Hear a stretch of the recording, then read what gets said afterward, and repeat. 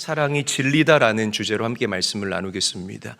누가 뭐라고 해도 우리 기독교 신앙의 본질은 사랑이라고 이야기를 할 수 있을 거예요. 창세기에서 요한계시록까지 이 모든 성경의 내용을 한 문장으로 요약하자면 우리 인간을 향한 하나님의 사랑 이야기이다라고 표현해도 과언이 아닐 것입니다. 저는 이렇게 얘기하고 싶어요. 성경의 모든 내용은 여러분들을 향하신 하나님의 연애 편지이다라고 이야기를 하고 싶습니다. 높은 사다리 하나가 벽에 세워져 있는 그림을 한번 여러분 상상해 보시기를 바랍니다. 그리고 그 사다리를 올라가는 것이 우리의 인생길이다라고 한번 가정을 해봅시다. 열심히 땀을 뻘뻘 흘리면서 여러 가지 우여곡절 끝에 우리가 사다리 꼭대기까지 올라갔어요. 그런데 어머나 이를 어째요? 사다리 꼭대기 끝에 올라가 보고 나니까 그 사다리를 내가 원래 놓아야 할 벽이 아닌 다른 벽에 잘못 놨다라는 사실을 깨닫게 된 겁니다. 이 얼마나 허무하고 이 얼마나 안타까운 일이겠습니까? 한 번뿐인 인생을 잘못 산 셈인 거죠. 여러분, 만약에 한 사람이 이 땅을 살아가면서 사랑할 줄도 모르고 그리고 사랑받지도 못하면서 살아간다면 그 인생은 정말 마른 인생 그리고 비극적인 인생임에 틀림이 없을 것이에요. 사랑을 주고받으면서 살아가는 것, 우리를 하나님의 형상대로 지으신 우리 인간의 본질이라는 사실을 믿으시기를 바랍니다. 할렐루야. 그래서 사도 요한이 이렇게 이야기를 합니다. 사랑하는 자들아, 우리가 서로 사랑하자. 기가 막힌 권면이고 기가 막힌 부르심이 아닐 수가 없다는 거죠. 자, 우리 7절 8절 말씀 함께 화면을 보고 읽어보도록 하겠습니다. 큰 목소리로 읽습니다. 시작. 사랑하는 자들아, 우리가 서로 사랑하자. 사랑은 하나님께 속한 것이니 사랑하는 자마다 하나님으로부터 나서 하나님을 알고 사랑하지 아니하는 자는 하나님을 알지 못하나니 이는 하나님은 사랑이심이라. 아멘. 한번 저를 따라하겠습니다. 하나님은 사랑이심이니라. 다시 한번요. 하나님은 사랑이심이라. 정말 기가 막힌 표현이에요. 우리 주변을 돌아보면은요, 지금 뭐 TV도 마찬가지예요. 그냥 잘못한 사람 손가락질하고 죄 지은 사람 법정에 올려서 감옥 보내는 이야기들은요, 우리가 듣기 싫어도 자연스럽게 우리 귀에 들리게 됩니다. 그런데 그 사람의 죄와 허물을 덮어주었더라. 그 사랑이 한 사람의 영혼을 변화시켰더라. 그 사랑이 한 사람의 상한 심령을 어루만졌더라라는 이야기는 너무나 눈 씻고 찾아보기 어려운 그런 시대를 저와 여러분들이 살아가고 있습니다. 여러분들을 도전합니다. 오늘 이 덮어주는 사랑, 이해해 주시는 사랑, 치유하시는 그 하나님의 사랑에 여러분들의 심령이 철저하게 부딪힐 수 있게 되시기를 우리 구주 예수님의 이름으로 간절히 축원합니다. 간절히 축원합니다. 부딪힐 수 있어야 돼요. 그래야 우리의 인생이 변화될 수 있다라는 것입니다. 하나님의 사랑이 여러분들 인생 가운데 정면으로 부딪혀 오게 되면 짝퉁 사랑, 가짜 사랑으로 인해서 배고팠던 여러분들의 심령에 영적인 포만감이 찾아오게 돼요. 아멘. 반드시 그렇게 됩니다. 영적인 포만감. 교회 나와라 나오지 말아라 이렇게 이야기를 할 필요가 없어요. 하나님의 사랑을 경험했기 때문에 그 사람은 너무나 사랑하는 그 하나님께 보답하기 위해서, 그 하나님을 만나기 위해서 주의 전에 한달음에 달려오게 됩니다. 예배 자리에 나와라, 봉사해라, 기도하라 이런 잔소리 할 필요가 없다고요. 제가 이 말씀을 준비하면서 주님, 우리 교회가 이런 교회가 되게 하여 주시옵소서.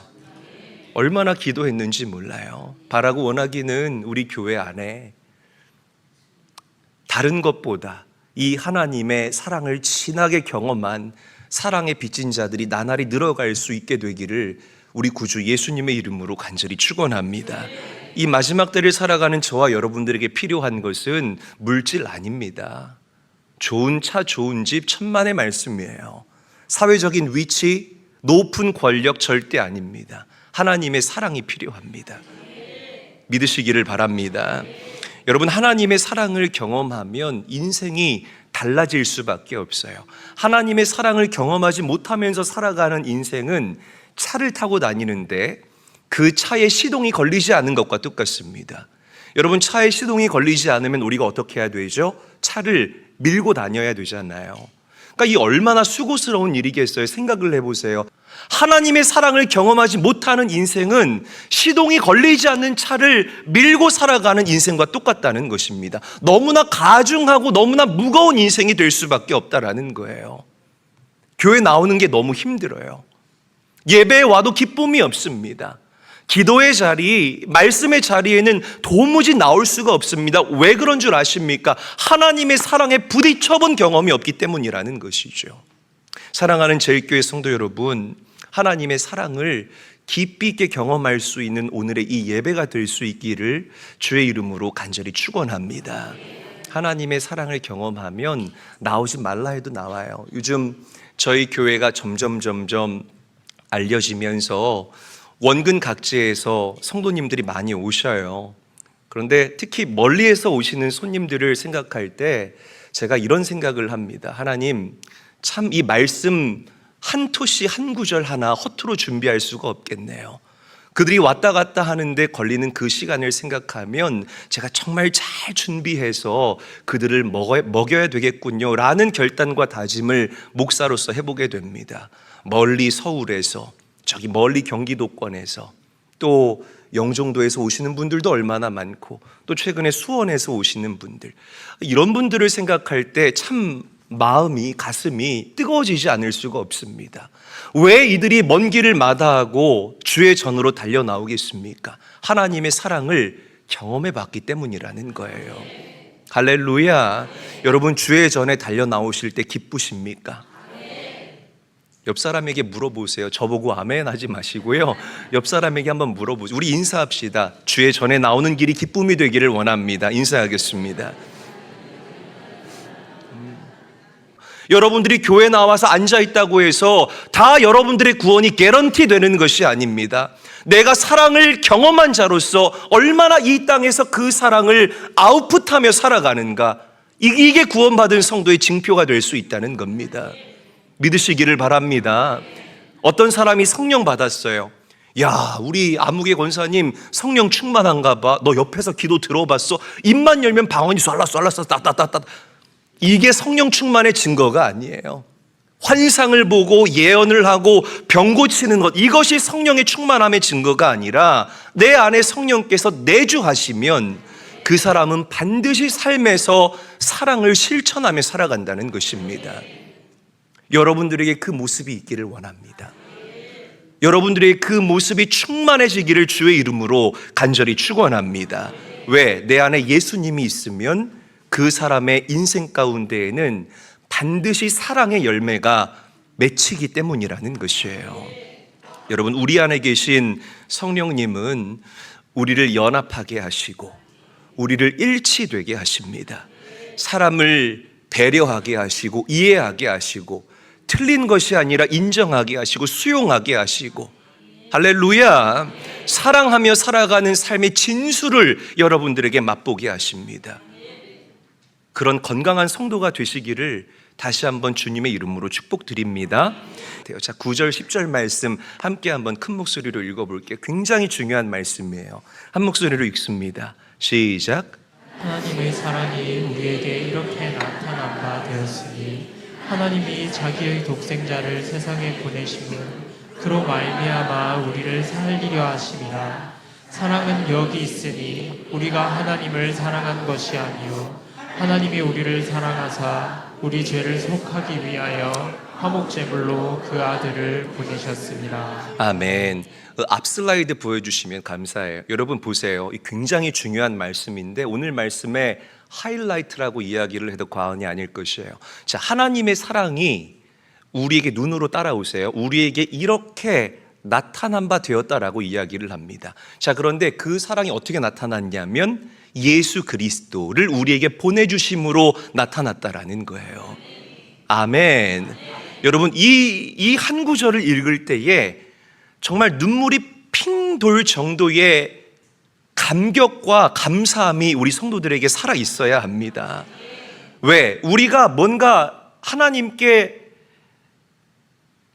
예쁜 짓을 해서 하나님이 우리에게 예수를 보내주신 것이 아니라 로마서 5장 8절 말씀은 뭐라고 이야기를 하냐면 우리가 아직 죄인 되었을 때라고 이야기를 해요. 여러분들이 때묻고 더럽고 그냥 놔두면 지옥으로 갈 수밖에 없는 그런 연약한 죄인임에도 불구하고 하나님이 여러분들을 사랑하시고 또 사랑하시고 또 사랑하시고 끝까지 사랑하셔서 그 사랑을 보여주신 그 사랑의 결정체가 예수 그리스도와 그분의 십자가라는 것입니다. 할렐루야. 여러분 자식을 내어줄 수 있겠습니까? 저는 못해요. 여러분 혹시 주변에 들어보셨나요? 죽은 사람을 살리기 위해서 나의 아들을 내어주는 그런 이야기 들어보셨습니까? 저는 들어본 적이 없습니다. 이제 감옥에서 사형 선고를 받고 죽어가는 그 사형수를 살리기 위해서 내 아들을 내어주는 그런 이야기를 여러분 혹시 들어보셨습니까? 저는 들어본 적이 없습니다. 어떤 사형수가 우리 다니엘을 좀 내어주십시오. 그러면 내가 삽니다 라고 요청을 내도 저는 내어줄 수가 없겠습니다. 그런데 하나님은 여러분들 대신해서 그렇게 하셨다는 거예요. 할렐루야. 여러분들을 너무 사랑하셔서 사랑하시다가 그 사랑이 흘러 넘쳐서 예수 그리스도와 그분의 십자가의 죽으심과 부활하심으로 당신의 사랑을 우리에게 보여주셨고 당신의 사랑을 우리에게 확증하셨다. 성경이 우리에게 이야기하고 있는 진리이고 또 우리가 붙잡아야 할 진리라는 것입니다. 사랑하는 저희교회 성도 여러분, 십자가는 결코 낭만적인 장소가 아니에요. 여러분들이 가볍게 목걸이로 만들어서 액세서리하고 귀걸이와 반지로 만들어서 끼고 다니는 그런 의미 없는 정도의 액세서리가 아닙니다. 십자가는 하나님께서 당신의 아들을 못 박으신 장소입니다. 예수의 피가 흐르고 하나님의 눈물이 흐르는 곳이 우리가 우리 가슴에 새겨야 할 십자가라는 사실을 믿으시기를 바랍니다. 할렐루야.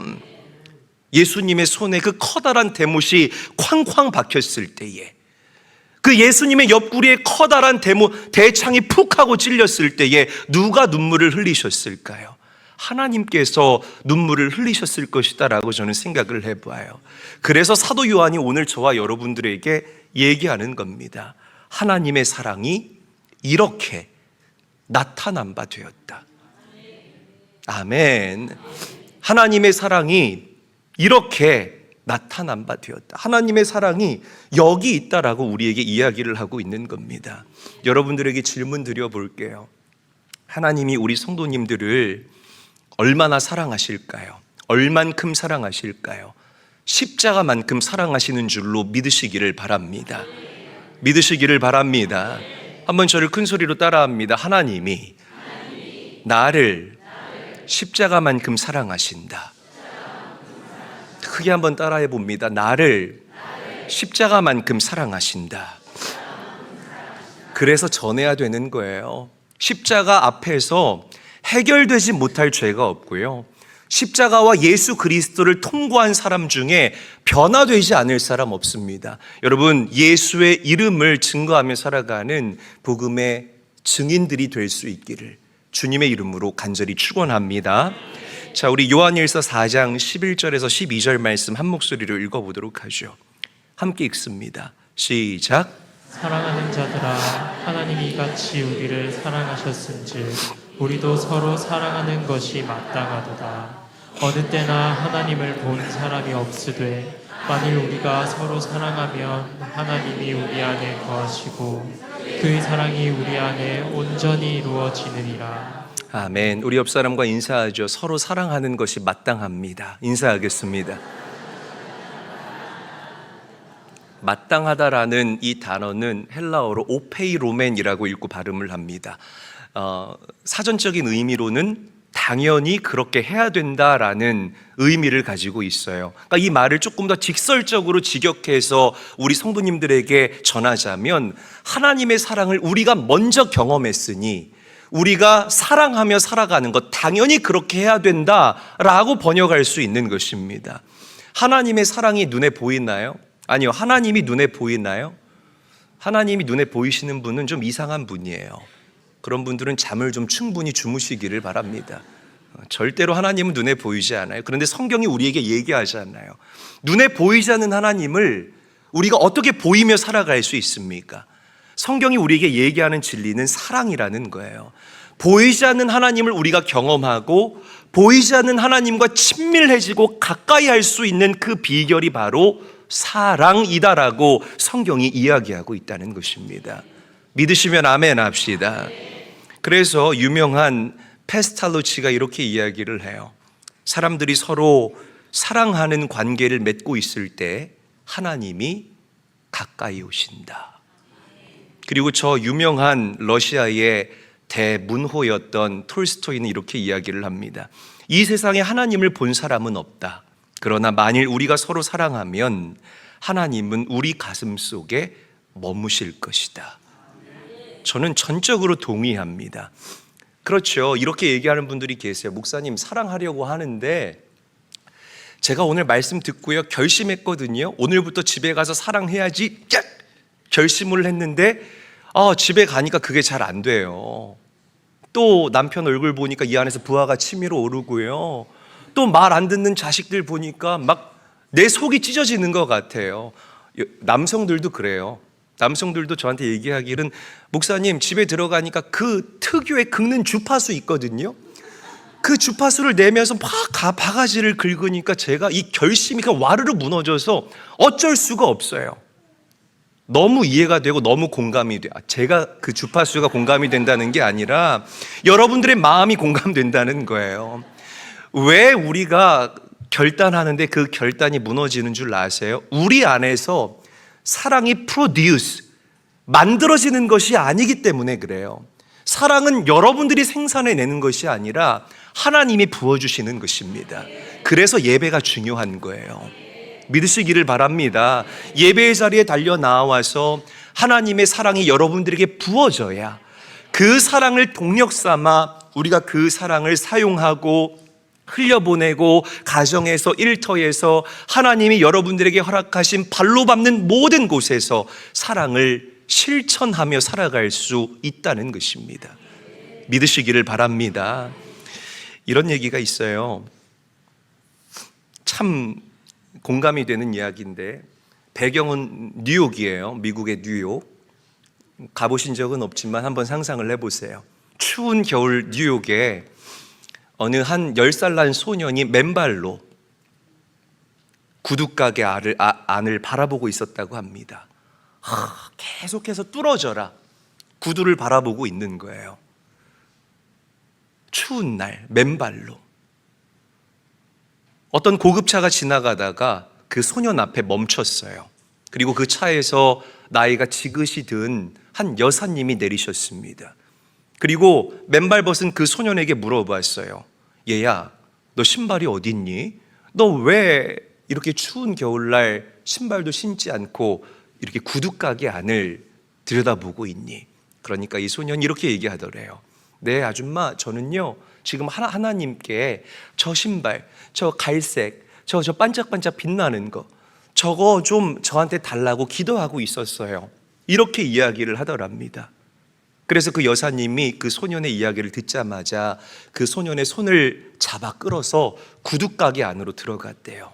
그리고 양말을 12켤레를 주문을 하고 그 소년이 이야기했던 그 반짝반짝 빛나는 갈색 구두를 주문을 해서 종업원에게 이렇게 부탁을 했다고 합니다. 제가 이걸 다 살 테니 그 대야에다가 따뜻한 물 좀 받아주세요. 내가 이 아이를 좀 씻겨야 되겠습니다. 종업원이 물을 받아오니까 가게 구석진 곳으로 가서 이 여사님이 무릎을 꿇고 앉아서 소년을 닦아주기 시작했어요. 얼굴도 닦아주고 목도 닦아주고 손도 닦아주고 발도 닦아주고 위에서 아래 순서로 깨끗하게 구석구석 닦아줬다고 합니다. 그리고 양말을 신겨주고 반짝반짝 빛나는 그 갈색 구두를 신겨줬대요. 그러면서 그 소년을 꽉 끌어안고 이렇게 이야기를 했다고 합니다. 얘야, 하나님이 너 너무나 사랑하셔. 그리고 하나님이 너를 주목하고 계셔. 밝게 살았으면 좋겠어. 그러면서 여기부터가 중요해요.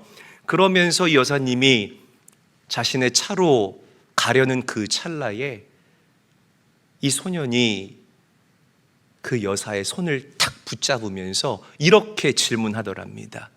아줌마 혹시 하나님 부인이에요? 아줌마 혹시 하나님 부인이에요? 참 여러분, 이게 여러분들이 웃으셨지만 저는 이 아이의 이 한마디의 질문이 대단한 질문이 아닐까라고 생각해요. 그리고 이 마지막 때를 살아가는 저와 여러분들이 들어야 할 세상의 질문, 세상의 인정이 아닐까라고 생각합니다. 여러분 보세요. 요한복음 13장 35절 말씀에 주님이 뭐라고 말씀하셨냐면, 너희가 서로 사랑하면, 서로 뭐하면요? 너희가 서로 사랑하면 이로써 모든 사람이 너희가 내 제자인 줄 알리라라고 말씀하셨습니다. 다른 것으로 내가 예수님 믿습니다, 내가 하나님을 사랑합니다, 다른 것으로 증명하는 것이 아니라 사랑하며 살아갈 때 그것이 드러나고 증명되어진다라고 성경은 저와 여러분들에게 이야기하고 있다는 것입니다. 사랑하는 저희교회 성도 여러분, 사랑하며 살아가게 되시기를 우리 구주 예수님의 이름으로 간절히 축원합니다. 성령의 도우심을 간구하세요. 내 힘으로 되지 않습니다. 우리가 사랑하며 살아가면 세상이 여러분들을 인정할 거예요. 저 사람은 하나님의 아들이구나, 하나님의 딸이구나, 하나님의 제자이구나. 그리고 이 소년의 고백처럼 우리 여성분들 하나님 부인이구나. 기가 막힌 칭찬이 아닐 수가 없는 것입니다. 믿으시면 아멘 합시다. 그래요. 그러니까 사랑으로 살아가는 것이 우리 그리스도인들의 표지가 될 수 있어야 된다는 거죠. 자, 말씀을 정리하기를 원합니다. 여러분, 우리는 이미 하나님의 넘치는 사랑을 받았습니다. 동의하십니까? 정말 넘치는 사랑을 받았어요. 그 사랑 때문에 우리가 지금 과거의 연약함과 어두움을 딛고 이 자리에 올 수 있었던 것이고, 이렇게 온전하게 하나님을 예배할 수 있음을 부정할 수 없을 것입니다. 그 사랑을 더욱더 선명하게 여러분들 가슴에 각인할 수 있는 은혜가 오늘 우리 성도님들에게 계시기를 주의 이름으로 간절히 축원합니다. 저는 우리 제일교회가 다른 것으로 소문난 교회가 아니라 참 사랑으로 소문난 교회가 되기를 간절히 바라고 원해요. 정말 저의 바람이고 소원입니다. 우리가 이렇게 공동체 생활을 하다 보면 부족한 사람들의 모습이 눈에 보일 수가 있어요. 제가 처음에 미국에서 이 교회 부임했을 때가 30대였습니다. 그때 제가 어떻게 했냐면 목회 매뉴얼을 만들어서 그 매뉴얼에 어긋나면 그냥 칼과 같이 잘라냈어요. 그런데 그렇게 하니까 성도들이 상처를 받더라고요. 매뉴얼을 만들어서 목회를 할 때에 그것이 주는 편리함과 용이함이 있지만 사람 살아갈 때, 특히 그리스도인으로서 이 땅을 살아갈 때에 그렇게 잘라내고 유연하게 대처하지 못하고 덮어주지 못하는 그런 모습들이 참 덕스럽지 못하고 은혜가 되지 않는다는 것을 제가 깨달았습니다. 제가 얼마나 하나님께 이 진리를 깨닫고 지난 날을 회개하고 또 회개하고 또 회개했는지 모르겠습니다. 여러분, 원칙이 있고 또 법칙이 있지만 우리는 그 원칙과 법칙을 깨뜨린 하나님의 사랑을 경험한 자들입니다. 믿으시면 큰 소리로 아멘 합시다. 정말 우리는 그 하나님의 사랑 때문에 여기 있을 수 있음을 부정할 수 없습니다. 그 사랑을 보여주고 그 사랑의 이불로 많은 사람을 덮어줄 수 있는 사랑으로 소문난 여러분들의 삶과 여러분들의 가정과 기업과 이 교회가 되시기를 우리 구주 예수님의 이름으로 간절히 축원합니다.